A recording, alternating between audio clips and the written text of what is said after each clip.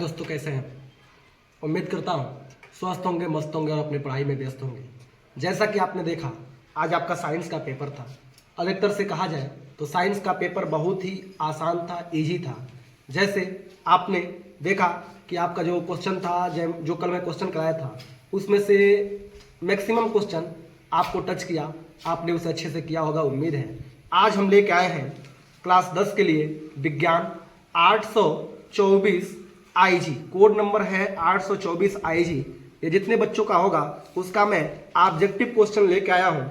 यह क्वेश्चन है, इस समय 3 घंटे 15 मिनट इस क्वेश्चन को करना है। आइए इसमें सबसे पहले हम बहुविकल्पीय यानी खंड अ का उपभाग 1 का खंड अ का पहला क्वेश्चन ऑब्जेक्टिव क्वेश्चन करते हैं। और पहला क्वेश्चन है, उत्तल दर्पण से प्रतिबिंब सदैव बनता है। क्या कर रहा है बच्चों? उत्तल दर्पण से प्रतिबिंब सदैव बनता है। तो पहला है वक्रता केंद्र तथा फोकस के बीच, दूसरा वक्रता केंद्र तथा अनंत के बीच, ध्रुव तथा फोकस के बीच, कहीं भी बन सकता है, वह इस सूत्र की स्थिति पर निर्भर करता है। तो बच्चों, इसमें से आपका पहला का सी इज राइट आंसर, यानी सी आंसर सही है, ध्रुव तथा फोकस के बीच। अब आइए हम दूसरे क्वेश्चन पे चलते हैं। इसका दूसरा क्वेश्चन क्या कह रहा है? दूसरा क्वेश्चन कह रहा है कि जब प्रकाश किरणें एक माध्यम से दूसरे माध्यम में जाने पर अभिलंब से दूर हटती हैं तो वह, यानी कह रहा है जब प्रकाश किरण एक माध्यम से दूसरे माध्यम में जाने पर अभिलंब से दूर हटती है तो वह क्या होता है? यानी सघन माध्यम से विरल माध्यम में जाती है, या विरल माध्यम से सघन माध्यम में जाती है, या कम अपवर्तनांक वाले माध्यम से अधिक अपवर्तनांक वाले माध्यम में जाती है, या पारदर्शी माध्यम से अपारदर्शी माध्यम में जाती है। तो इसका आंसर पहला सही होगा कि सघन माध्यम से विरल माध्यम में जाती है, यानी प्रवेश करती है। अब हम देखते हैं तीसरा क्वेश्चन कि एक उत्तल लेंस की फोकस दूरी 15 सेंटीमीटर है। कह रहा है एक उत्तल लेंस की फोकस दूरी कितने सेंटीमीटर है? 15 सेंटीमीटर है। इसमें 30 सेंटीमीटर की दूरी पर स्थित वस्तु का प्रतिबिंब बनेगा। यह क्वेश्चन आपका फोकस दूरी यानी प्रकाश से है, और इसको आप सॉल्व करिएगा 1/f=1/v + 1/u। इस सूत्र पे जब सॉल्व करेंगे तो इसका आंसर मिलेगा। कमेंट बॉक्स में आप तीसरे का आंसर बताइएगा, बहुत ही आसान क्वेश्चन है। अगला देखिए चौथा, कि जब श्वेत प्रकाश एक प्रिज्म से गुजरता है, यानी जब श्वेत प्रकाश एक प्रिज्म से गुजरता है तो निर्गत प्रकाश में प्रिज्म के आधार से दूरस्थ प्रकाश का रंग होता है। तो दूरस्थ प्रकाश का रंग क्या होगा? लाल होगा कि पीला होगा कि नीला होगा कि बैगनी होगा? ये लाल होगा।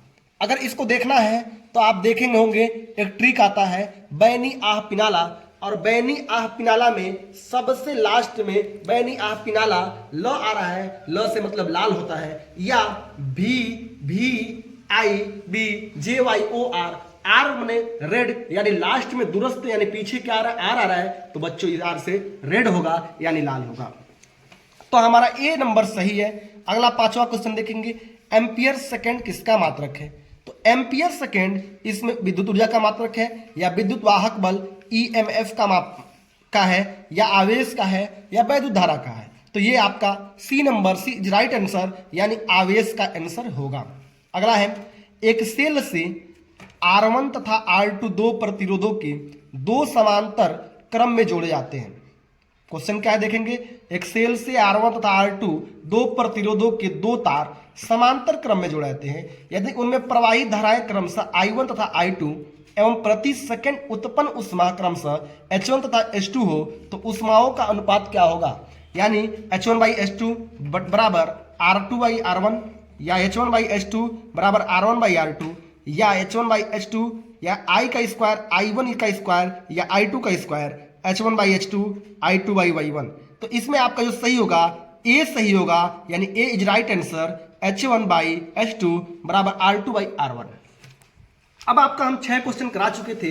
अब आते हैं 7वें क्वेश्चन पर, और 7वां क्वेश्चन हमारा ये है कि चुंबकीय क्षेत्र की तीव्रता का मात्रक क्या है? बच्चों क्या पूछा है? चुंबकीय क्षेत्र की तीव्रता का मात्रक क्या है? तो तीव्रता का मात्रक न्यूटन प्रति एम्पियर मीटर स्क्वायर, या न्यूटन प्रति एम्पियर मीटर, या न्यूटन एम्पियर मीटर, या न्यूटन स्क्वायर प्रति एम्पियर मीटर। तो आपका B is right answer, newton प्रति एम्पियर मीटर इसका आंसर होगा।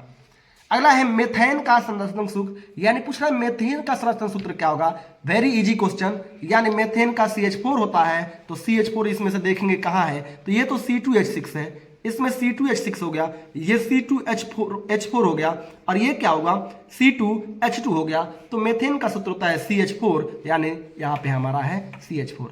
इसका समात्मक सूत्र ये है। निम्नलिखित में समजातीय श्रेणी है बच्चों, समजातीय श्रेणी जिसकी जात समान होती है उसको कहते हैं। तो C2H2 CH4 तो होगा नहीं, CH4 C2H2, चलिए देखते हैं। उसके बाद C2H6 CH3OH C2H2 C2H4 C2H2। इसका मतलब बच्चों ये है कि निम्नलिखित में समजातीय श्रेणी CH4, यानी एक कार्बन 4 हाइड्रोजन, यहाँ पर क्या है C2H6, यानी ये जो C2H6 है 2 कार्बन 6 हाइड्रोजन, तो ये बच्चों समजातीय श्रेणी होगा, यानी बी इज राइट आंसर। हमारा बी आंसर सही है। लेड नाइट्रेट का सूत्र क्या होता है? तो लेड नाइट्रेट का सूत्र मैं पहले भी करा चुका था और एकदम आसान क्वेश्चन है, PbNO3 के होल ट्वाइज, ये लेड नाइट्रेट का सूत्र है। इसका मतलब क्वेश्चन नंबर 10 का राइट आंसर जो होगा ए होगा बच्चों। शुद्ध जल का पीएच मान क्या है? तो शुद्ध जल का पीएच मान, मैं पीएच मान पढ़ाया था कि कितने पे अम्ल होता है, कितने पे क्षार होता है और कितने पे क्या होता है उदासीन होता है। उसमें शुद्ध जल का पीएच मान 0, 1, 14, 7। तो आपका आंसर होगा आंसर नंबर सी, यानी 11वां का सी राइट आंसर है 7। एंटीमनी 12वां क्वेश्चन है, एंटीमनी है। तो एंटीमनी क्या है बच्चों? धातु या अधातु या मिश्र धातु या उपधातु। तो एंटीमनी क्या है बच्चों? एंटीमनी उपधातु है। नेक्स्ट क्वेश्चन 13वां क्वेश्चन है और इस क्वेश्चन को मैं कराया था आईपीएससी ने जब पढ़ा रहा था। तो निम्नलिखित रासायनिक समीकरणों को पूरा कीजिए। CH3COOH प्लस C2H5OH, इसकी अभिक्रिया सांद्र सल्फ्यूरिक अम्ल से जब करते हैं तो प्लस H2O मिलता है। तो क्या मिलता है बच्चों? CH3OH मिलता है या C2H5OH मिलता है या CH3COO C2H5 मिलता है या CH3CH2COOH मिलता है। तो बच्चों इसमें मिलेगा, आपका आंसर होगा सी नंबर, यानी 13वां का सी सही है। CH3COO C2H5 आपका सही है, यानी 13वां का सी इज राइट आंसर। अब आते हैं भाग 3 में, यानी ये आपका जीव विज्ञान से क्वेश्चन लिया गया है। तो आइए इसमें देखते हैं। कोशिकीय प्रक्रम में ऊर्जा मुद्रा है, यानी कोशिकीय प्रक्रम में ऊर्जा कहाँ से मिलती है? तो माइटोकांड्रिया से मिलती है या ATP से मिलती है या ग्लूकोज से मिलती है या पाइरूवेट से मिलती है। तो बच्चों जब हम कोशिकीय प्रक्रम में जो ऊर्जा का मुद्रा है ये मेन है ATP होता है, यानी आपका आंसर बी सही है। ATP का फुल फॉर्म होता है एडिनोसिन ट्राईफॉस्फेट, यानी ATP का क्या नाम होता है? एडिनोसिन ट्राईफॉस्फेट, और हमारा आंसर होगा 14वां का बी। अगर देखते हैं 15वां का, यानी 15वां है पीत रस का स्राव होता है, यानी पीत रस का स्राव कहाँ होता है? पित्ताशय में या यकृत में या अग्नाशय में या आमाशय में। तो बच्चों पीत रस का जो स्राव होता है वो होता है यकृत में, यानी 15 का बी सही आंसर है। अब परागकोश में होते हैं, परागकोश में क्या होते हैं? बाह्यदल होते हैं, अंडाशय होते हैं या बीजांड होते हैं या परागण होते हैं। तो बच्चों परागकोश में होते हैं परागकण, यानी परागकण जो होता है ये 16वां का सी आंसर है। तो 16वां का आंसर होगा जो डी इज राइट आंसर 16 का। अब 17वां क्वेश्चन आपके सामने है। पत्तियों पर कलियां विकसित होती हैं, पत्तियों पर क्या होती हैं? कलियां विकसित होती हैं। किसमें? पुदीना में या आलू में या ब्रायोफिलम में या इनमें से सभी। तो जो पत्तियों में कलियां विकसित होती हैं बच्चों वो ब्रायोफिलम में होती हैं, यानी 17 का सी नंबर हमारा आंसर सही है। 17वां का सी इज राइट आंसर। अब देखेंगे एकलिंगी पुष्प का उदाहरण है।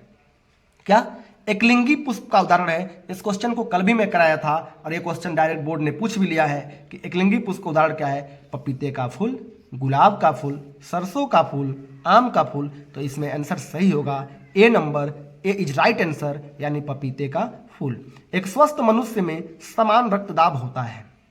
पूछ रहा है एक स्वस्थ मनुष्य में जो सामान्य रक्त का दाब होता है, रक्त का प्रेशर होता है, कितना होता है? 140 से 80 या 120 से 80, 135 से 100, 125 से 15। तो बच्चों 19वां का जो सामान्य आंसर होगा 120 से 180 आपका सही है, यानी 19 का बी इज राइट आंसर। अब हम आते हैं इसके लास्ट क्वेश्चन पे। लास्ट क्वेश्चन क्या है? निम्नलिखित में से कौन सा आहार श्रृंखला का निर्माण करता है? यानी इसमें क्या आहार श्रृंखला का निर्माण करता है? घास, गेहूं और आम।